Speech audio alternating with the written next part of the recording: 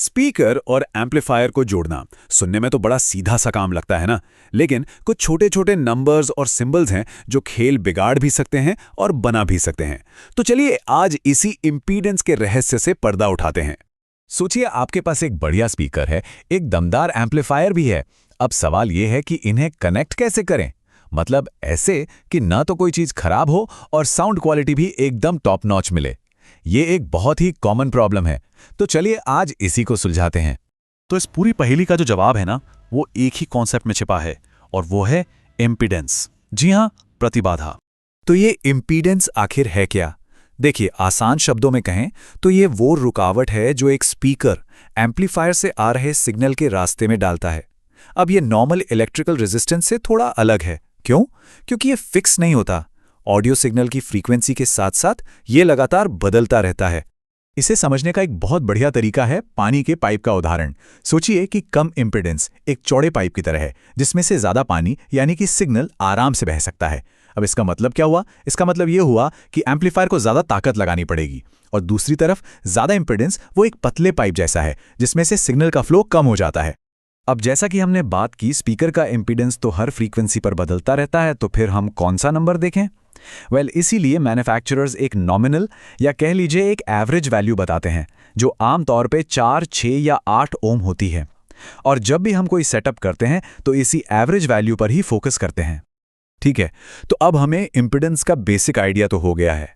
अब आते हैं सबसे ज़रूरी सवाल पर। वो गोल्डन रूल क्या है जिसे फॉलो करके हम अपने महंगे इक्विपमेंट को सेफ रख सकते हैं और साथ ही साथ बेस्ट साउंड भी पा सकते हैं? ये टेबल उस गोल्डन रूल को बिल्कुल साफ साफ दिखाती है। नियम सीधा सा है, आपके स्पीकर का इम्पीडेंस आपके एम्पलीफायर की मिनिमम रेटिंग के या तो बराबर हो या उससे ज्यादा हो, कभी भी कम नहीं होना चाहिए। अगर स्पीकर का इम्पीडेंस एम्पलीफायर की रेटिंग से कम हुआ तो आप सीधे सीधे एम्पलीफायर पर बहुत ज्यादा लोड डाल रहे हैं। इससे वो गर्म हो सकता है और परमानेंटली डैमेज भी हो सकता है। तो ये बहुत जरूरी है। यहाँ एक बहुत बड़ी गलतफहमी है जिसे दूर करना जरूरी है। जब हम इम्पीडेंस मैचिंग की बात करते हैं तो ज्यादातर लोगों को लगता है कि दोनों का इम्पीडेंस एकदम बराबर होना चाहिए, पर ऐसा नहीं है। ऑडियो इंजीनियरिंग में असल लक्ष्य होता है इम्पीडेंस ब्रिजिंग का। इसका मतलब है कि एम्पलीफायर का आउटपुट इम्पीडेंस स्पीकर के इम्पीडेंस से बहुत बहुत कम होना चाहिए। और ऐसा क्यों? ताकि एम्पलीफायर स्पीकर के मूवमेंट पर पूरा कंट्रोल रख सके। तो ये सिर्फ सेफ्टी की बात नहीं है। सही मैचिंग आपके साउंड की क्वालिटी को जमीन आसमान का फर्क दे सकती है, खास तौर पर जब बात आती है बास को कंट्रोल करने की। चलिए इसी पर आगे बात करते हैं। अब ये डैम्पिंग फैक्टर क्या चीज है? ये असल में एक रेशियो है, एक माप है कि आपका एम्पलीफायर स्पीकर के कोन के मूवमेंट को कितनी अच्छी तरह से कंट्रोल कर सकता है। मतलब जब म्यूजिक में कोई नोट बजना बंद होता है तो स्पीकर को भी तुरंत रुक जाना चाहिए। ये जो कंट्रोल है ना, यही साउंड को एकदम क्रिस्प और क्लियर बनाता है। और इसका सबसे ज्यादा असर कहां दिखता है?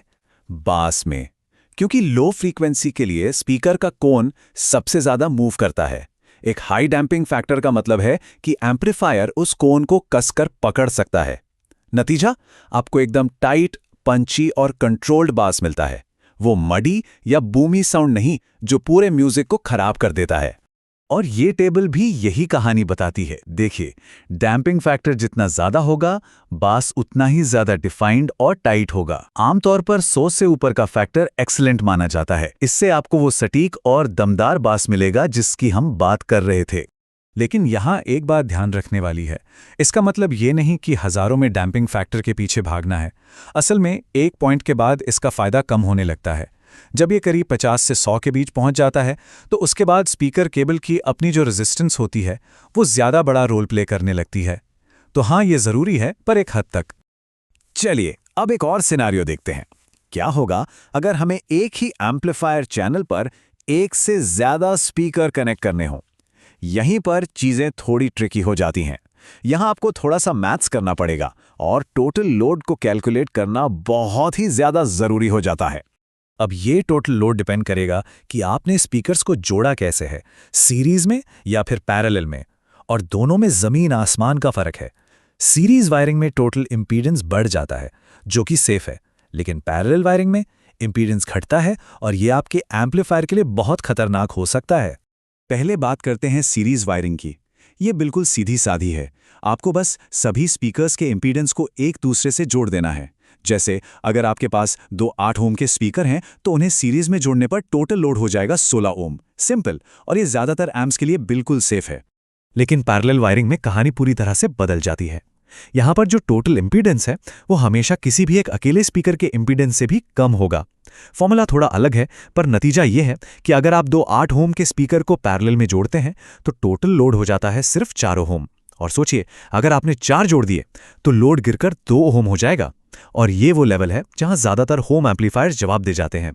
तो चलिए फटाफट से सारी जरूरी बातों को एक बार फिर से देख लेते हैं। सबसे पहले गोल्डन रूल, स्पीकर का इम्पीडेंस एम्प की मिनिमम रेटिंग से ज्यादा या बराबर होना चाहिए। दूसरा, टाइट और कंट्रोल बास के लिए एक अच्छा डैम्पिंग फैक्टर जरूरी है।